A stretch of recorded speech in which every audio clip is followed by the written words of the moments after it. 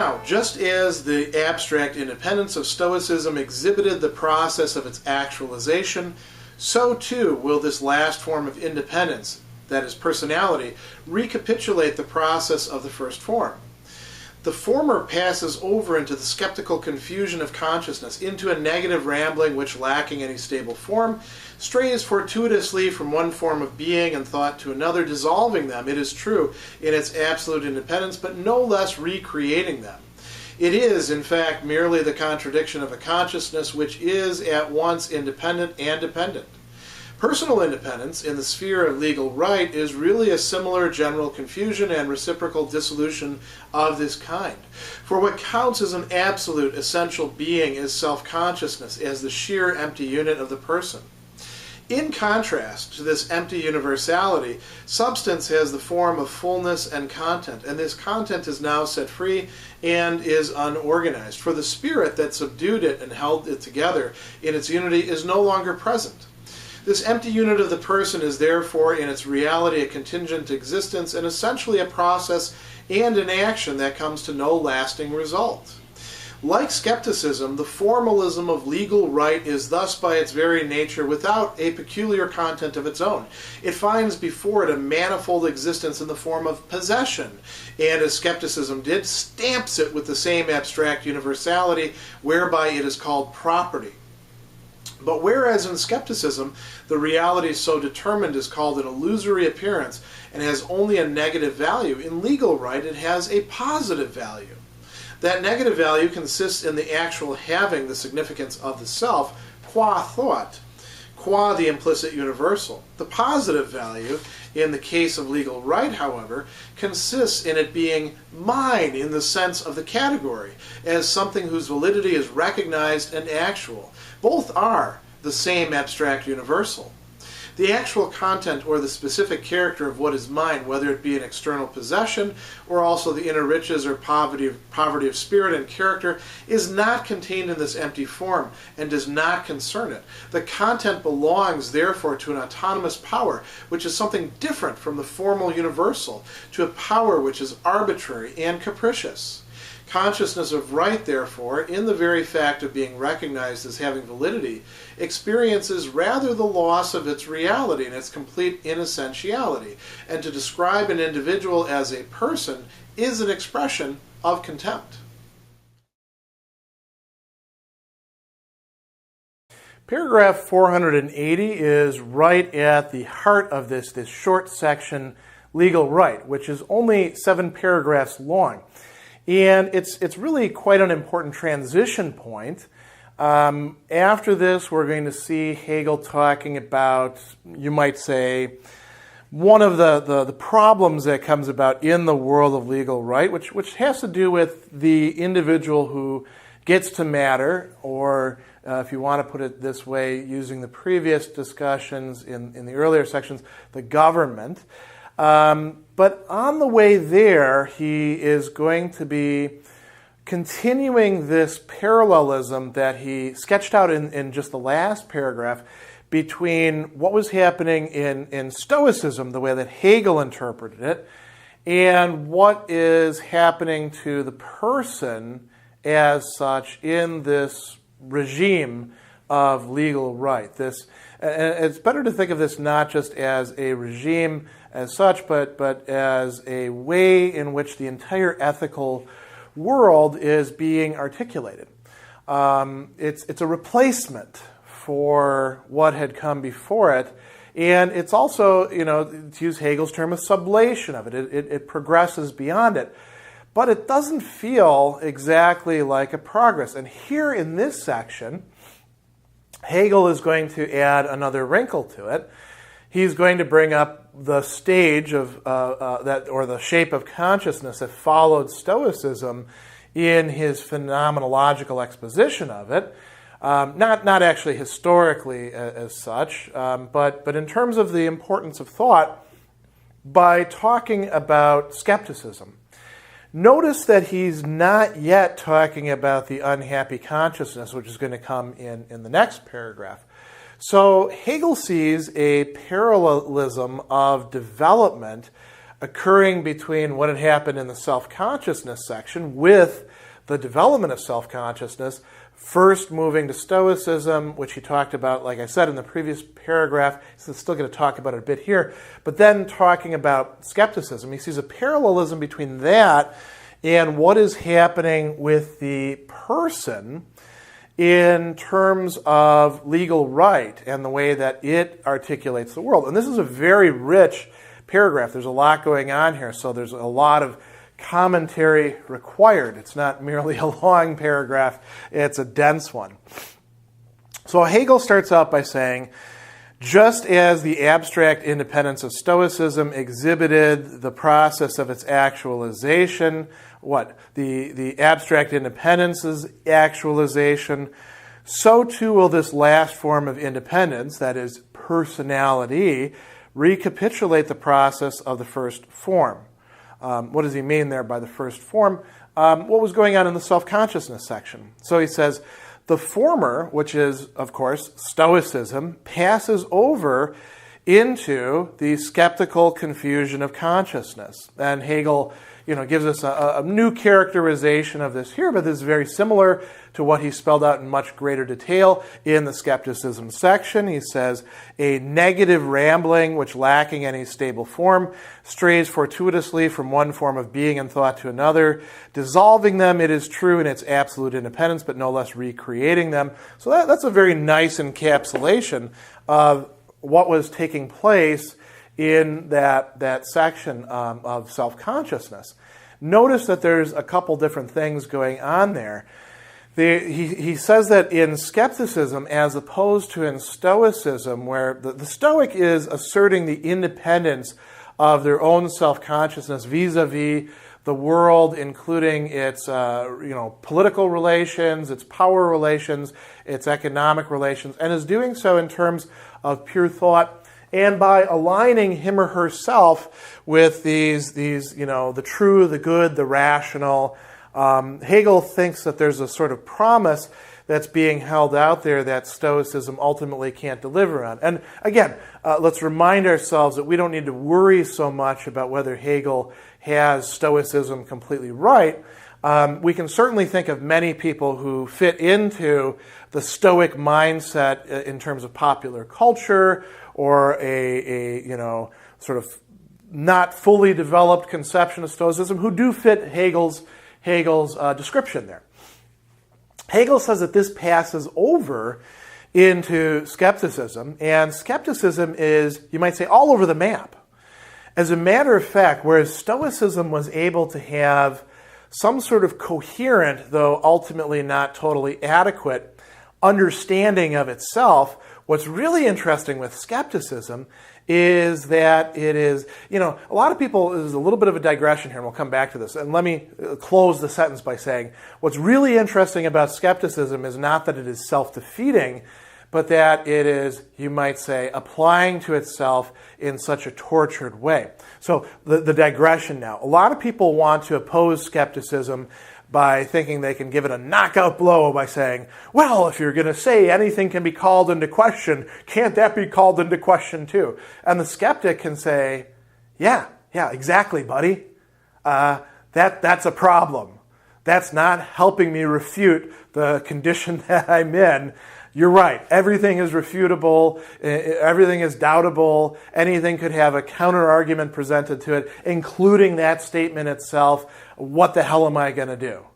And so, from a practical point of view, skepticism is not going to be refuted so simply as some of the textbook authors would like to do so. It's a genuine shape of consciousness, according to Hegel. Now, notice what he has to say about it. Let's go over this a little bit more closely. He calls this a confusion of consciousness, a Verirrung, right? A going astray. This is a a composite term. When you've got the fair, it's kind of like an intensifier, but it already involves things going wrong. And irrung means, going, it's a cognitive erring for us, right? So like we might translate it as trans-erring, a trans-erring, right? Going astray so far that you're not even sure how the hell you got there, right? Skepticism is in a certain way like being lost, and being lost so thoroughly that you're not even sure what map you might need to consult, let alone where you are on the map. And at the same time, you still have content. You still have a map. You still have things in front of you. You still are being presented with something. That's a way to understand what Hegel's calling skepticism here. It's not just a sort of, detached, well, that might not be the case, kind of, devil's advocate playing, right? It's something that really does bedevil a person. So he goes on and he says, it turns into a negative rambling which, lacking any stable form, strays from one form to another. So it's being presented with forms, and the skeptic is in a certain way, you could say, parasitical upon a world that is presenting them with different options, but the skeptic is unable to commit fully to any of them, and does in fact use them against each other to say, well, I would love to be able to commit to this, but what about this over here? Doesn't this also seem to have some validity? How are these compatible? Now, this gets really interesting when we talk about the parallelism, but let's talk a little bit more about what goes on in skepticism. He says it dissolves them in its absolute independence. The skeptic is an expression of independence, but independence turned against itself. Independence with no bottom, you might say. It recreates them. And then he goes on and he says, it is in fact merely the contradiction of a consciousness which is at once independent and dependent. How is it dependent? It can never fully extricate itself the way the Stoic thought that he or she could from that world of appearances, of phantasiae, right? Those things that lure us in and cajole us into seeing things their way. The skeptic says, yeah, I do have a world of appearances. I don't really know what to make of them. I do have a certain independence from them, but it's not a sustainable independence that continues on and allows me to find some sure ground for myself. So he goes on and he says, here's where the parallelism comes in. Personal independence in the sphere of legal right is really a similar general confusion and reciprocal disillusion of this kind. So there's going to be a similar structure between the movement from Stoicism to skepticism and what skepticism consists in, applying now within the realm of legal right, where we have a community and we have persons existing in the community, and those persons have, certain legally defined rights and duties and, limits that they provide to each other. Why doesn't that provide a fixed and stable framework? Hegel goes on and he says, what counts as an absolute essential being is self-consciousness as the sheer empty unit of the person. So when we're talking about legal right, there's a fundamental, not just abstractness, but emptiness to this notion of the person. Why? Well, this is the price that we pay for universality. This is the price that we pay for getting away from the substantiality of the particular concrete community. This is a process that is still ongoing within Western consciousness. It reminds me, and this is a little bit of a digression, of a remark that was made by Jean-Francois Revel in Neither Marx Nor Jesus. Revel is one of these French intellectuals who thought that French anti-Americanism in the 60s, 70s, 80s was actually, in some respects, kind of, not really ethically serious comportment on the part of the French. And he thought that there really was a fundamental clash going on between communism and capitalism. He was not a fan of capitalism as such any more than, say, Solzhenitsyn was, but he saw that the French attitudes, and this third way idea really were not what they measured up to be. And one of the things that he pointed out was that the reason why the French, this is a surmise of him, one reason why the French had such an animus against the Americans as being like this universalizing, reducing everything down not just to legal right, but to economic relations, sort of the caricature of the American way, right? Everybody is a salesman, blah, blah, blah, right? You've probably heard this a million times before. He said, that's interesting, but what the French are really upset about is the fact that they are no longer the universal nation. And he meant this in a Hegelian way. In the past, French was, for example, the language of diplomacy. Why? It wasn't just because, it's such a nice language and, everybody can be nice with each other. No, it's because France at one time was a global power that Europe was centered around.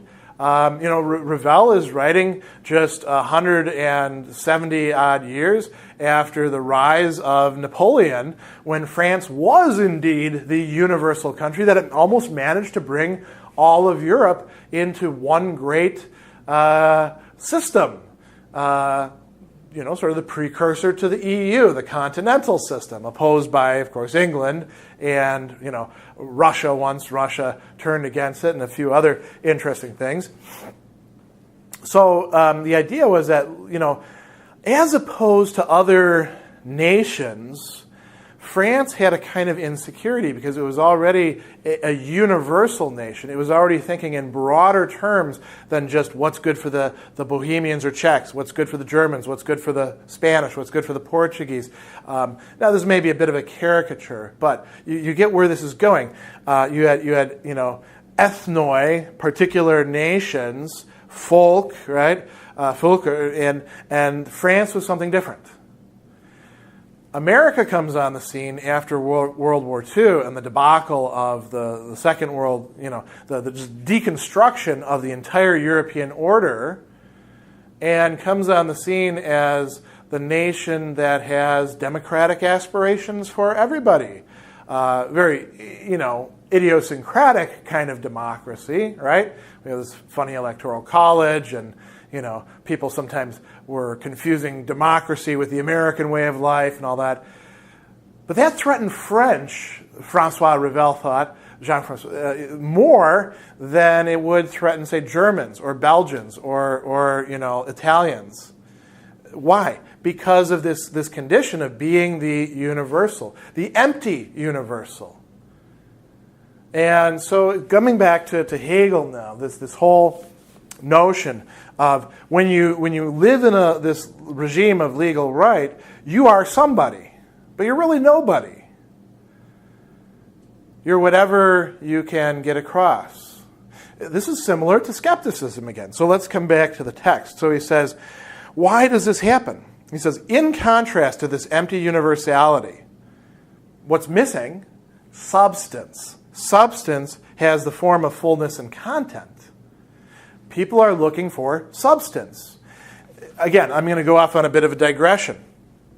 When you have a field in which the relations between human beings are fundamentally understood in terms of what Hegel is calling legal right, you might say a substitutability of one person for another, the same conditions applying to everybody, same opportunities being opened up to everybody, there is a lack of substantive meaning, and people seek that out. They seek it out by decorating their houses, by trying to accumulate all sorts of money, which then they can put into financial instruments over here, by seeking out projects that they can be involved in that will give their lives meaning, by having children and then being helicopter parents and monitoring each little thing.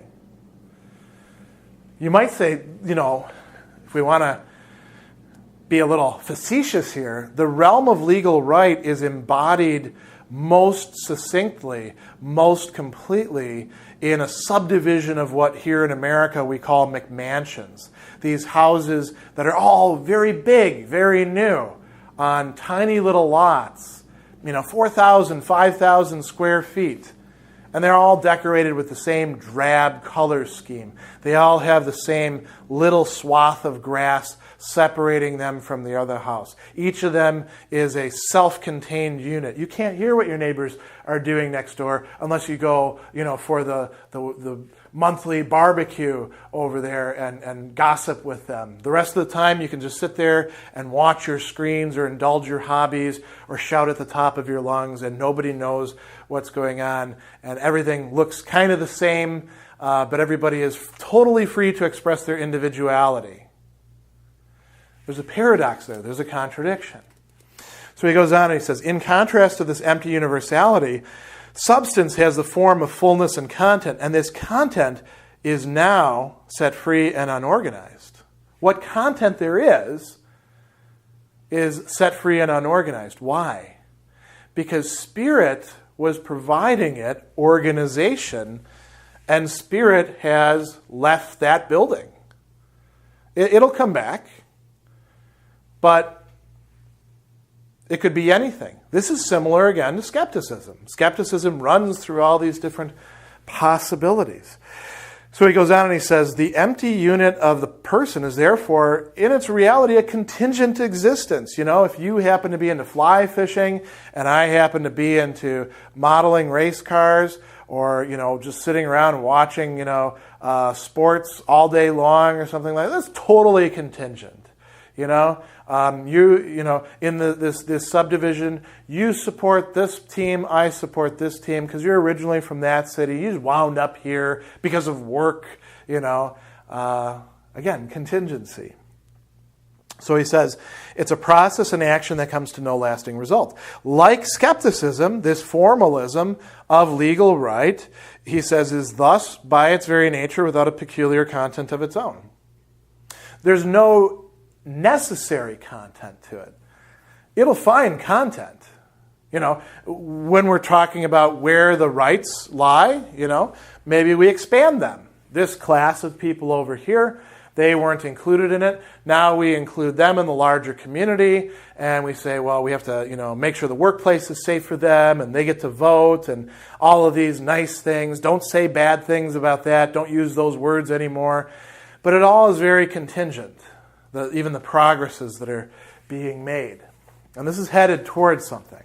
So he goes on and he says, it finds before it a manifold existence in the form of possession, Besitz, and as skepticism did, stamps it with the same abstract universality, whereby it is called property, Eigentum. So the transformation of Besitz, what it is that you happen to have, into legally protected property. And he says, there's something gained here. Here's where it's different than skepticism. Whereas in skepticism, the reality so determined is called an illusory appearance and has only a negative value. In legal right, it has a positive value. There's something substantive that is starting to creep up here. There's going to be a little trick in the next paragraph, of course. It's not going to be quite what we think. So he says, that negative value, the negative value of skepticism, consists in the actual having the significance of the self qua thought, qua the implicit universal. The positive value in legal right consists in being individual, in being mine, my property, my possession, my hobby, my wife or husband, my little swath of grass, my self-respect. Don't transgress on it. This whole reduction that we see on the part of the American, a certain part of the American right with the "don't tread on me" flag, from our revolution, when it actually meant something, to basically being turned into "don't you walk on my lawn," or say things that I don't want to hear, or follow my Twitter account. It's really along the lines of what Hegel's talking about. It's empty. It's vacuous. The only time it has content is when it's reactive against somebody coming in and saying something. So he says, look, the positive content of legal right consists in being mine in the sense of the category, something whose validity is recognized and actual.